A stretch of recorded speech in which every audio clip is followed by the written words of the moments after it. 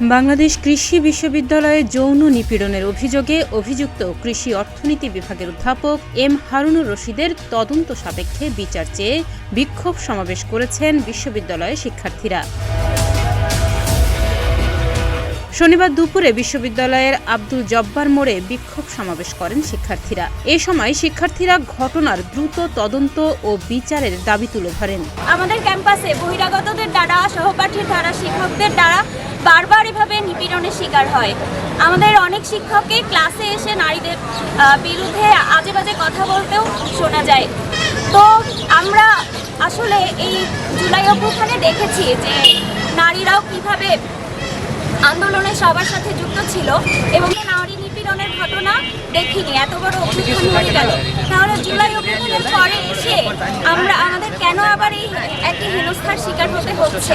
জানা যায়, বিশ্ববিদ্যালয়ের ভেটেরিনারি অনুষদে অধ্যয়নরত মালয়েশিয়ার এক নারী শিক্ষার্থী বিশ্ববিদ্যালয়ের উপাচার্য বরাবর কৃষি অর্থনীতি বিভাগের অধ্যাপক ডক্টর এম হারুনুর রশিদের বিরুদ্ধে যৌন নিপীড়নের অভিযোগ করেন। পরে ওই ঘটনায় 5 সদস্যের একটি তদন্ত কমিটি গঠন করেন বিশ্ববিদ্যালয় প্রশাসন। শিক্ষকের বিরুদ্ধে ওই অভিযোগের বিষয়টি সকলের সামনে আসলে বিভিন্ন মাধ্যমে প্রতিক্রিয়া জানাতে শুরু করেন শিক্ষার্থীরা।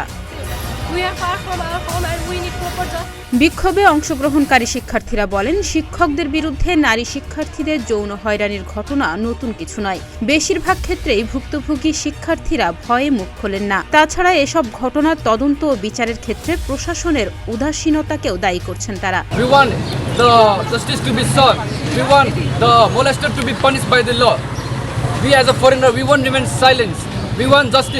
We want proper investigation regarding this case. We won't remain silent. So everyone, please guys, this is not only the matter of the foreigner people. This is the matter of all. Not only our foreigners, the Bengali people are also being suffering from this bad incident from days by days.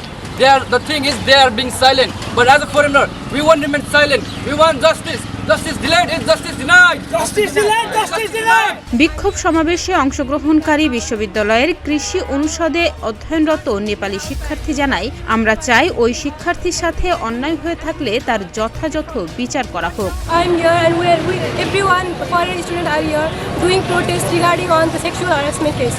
And one of the Malaysian students who are the victims of sexual harassment, we need justice for her, and we need culprit to get punishment, and justice will be for everyone, not for only the foreign student but for the Bengali also.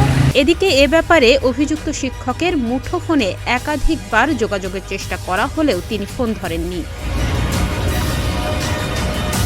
এ বিষয়ে বাকৃবির international ডেস্কের পরিচালক এবং তদন্ত কমিটির সদস্য সচিব অধ্যাপক doctor Mohammad Shahidul Islam বলেন, বিশ্ববিদ্যালয় কর্তৃপক্ষ বিষয়টি জানার পরেই তদন্ত কমিটি গঠন করেছে। তাৎক্ষণিক তদন্তের কাজ শুরু হয়েছে এবং দ্রুতই সুপারিশ আসবে। অন্যদিকে বাকৃবি উপাচার্য অধ্যাপক ডক্টর এ কে ফজলুল হক ভুইয়া বলেন, ওই শিক্ষার্থীর অভিযোগের ভিত্তিতে দ্রুত একটি তদন্ত কমিটি গঠন করা হয়। সুষ্ঠু তদন্তের মাধ্যমে অভিযোগের সত্যতা পাওয়া গেলে অবশ্যই ওই শিক্ষকের বিরুদ্ধে কঠোর ও দৃষ্টান্তমূলক শাস্তির ব্যবস্থা করা হবে। ডেস্ক রিপোর্ট, প্রতিদিনের বাংলাদেশ।